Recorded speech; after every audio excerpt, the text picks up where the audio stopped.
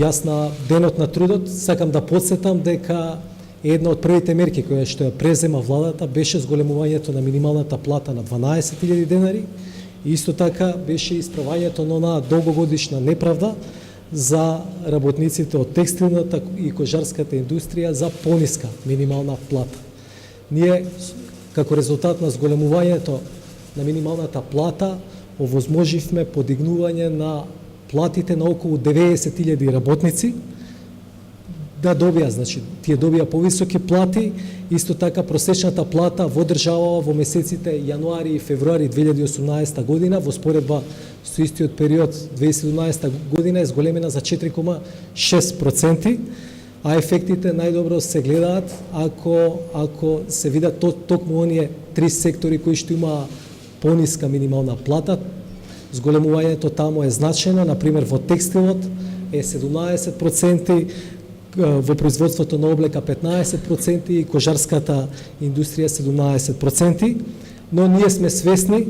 дека ова не е доволно и дека платите на работниците е потребно да растат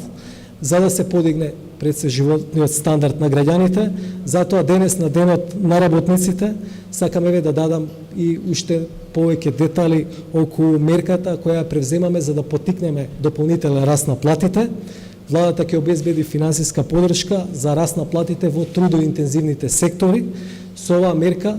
за работник кој ќе добие покачување на платата во однос на последното тримесечје на 2017 година, државата ќе покрие 30% од порастот на бруто платата. Мерката ќе се однесува на работници кои имале просечна нето плата до 18.000 денари во последните 3 месеци од 2017 година, а офатени ќе бидат работниците за кои фирмите не добиваат друг вид на помош или поддршка. Поддршката ќе се однесува на трудоинтензивни фирми, односно фирми кај кои трошоците за вработените сочинуваат повеќе од 50% од вкупните трошоци и само на фирми кои не прават високи профити, односно фирми кои имаат добивка како процент од вкупните расходи помало од 10%.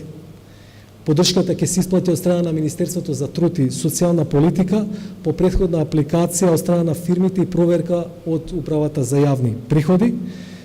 И поддршката, исто така и тоа е важно, ќе се исплаќа само како фирмата ќе ја исплати платата на работникот. Со оваа мерка, значи, продолжуваме со нашите напори за покачување на платите, подобрување на условите за работниците и пред се зголемување на животниот стандард на граѓаните.